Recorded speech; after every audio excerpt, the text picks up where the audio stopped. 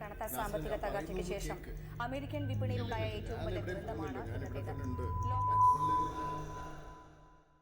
ചങ്കുറപ്പുള്ള കുറെ മനുഷ്യരുണ്ടാക്കിയെടുത്ത സിറ്റിയാണ് ഇത്. അതിന്റെ സ്ട്രെങ്ത് ഈ സിറ്റിക്ക് എന്തായാലും ഉണ്ട്. யார் நம்பணும் யார் நம்ப கூடாது கூட தெரியாம நீ எல்லாம் என்னத்தகடா பிசினஸ் பண்ணிட்டு എന്നോട് എന്തിനാ ചൂടാവുന്നേ? ഞാനാണ് നാട്ടുകാരുടെ പൈസ ഒക്കെ മേടിച്ച്. എന്ത് ചെയ്യണമെന്ന് അറിയാൻ പാടില്ല. ചെറിയ കൈയെടുക്ക എവിടെ തുടങ്ങണമെന്ന് അറിയാൻ പാടില്ല.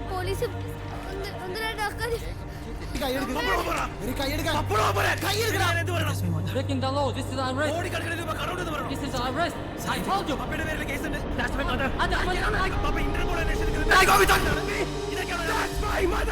ജെറി, എനിക്കിത് പറയാൻ വേറെ ആരുമില്ല.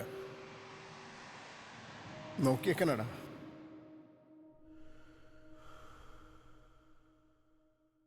നീ നിന്റെ മുന്നിലെ വെളിച്ചം കാണും, പടുകൂറ്റൻ കെട്ടിടങ്ങൾ കാണും, സാധ്യതകളുടെ ഒരു വലിയ നഗരം നീ കാണും, പണിയെടുക്കുന്നവന്റെ പടച്ചോനായ ദുബായിയെ നീ കാണും. ഞാൻ ആരാണെന്ന് എനിക്കറിയില്ല. സത്യമായിട്ടും എനിക്കിപ്പോഴൊരു പേടി തോന്നുന്നു. തമാശയായിട്ട് എല്ലാവരും പറയുന്നൊരു കാര്യമുണ്ട്. ലോകത്തിന്റെ ഏത് കോണിൽ ചെന്നാലും ഒരു മലയാളി ഉണ്ടാവും. അത് തമാശയല്ല.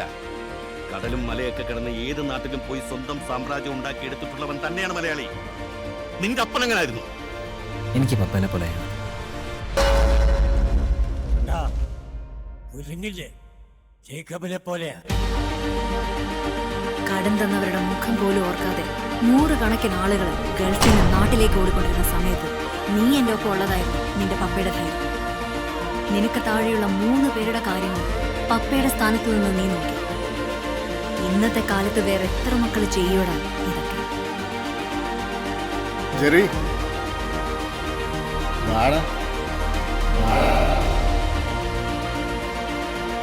എൻ്റെ കുടുംബം,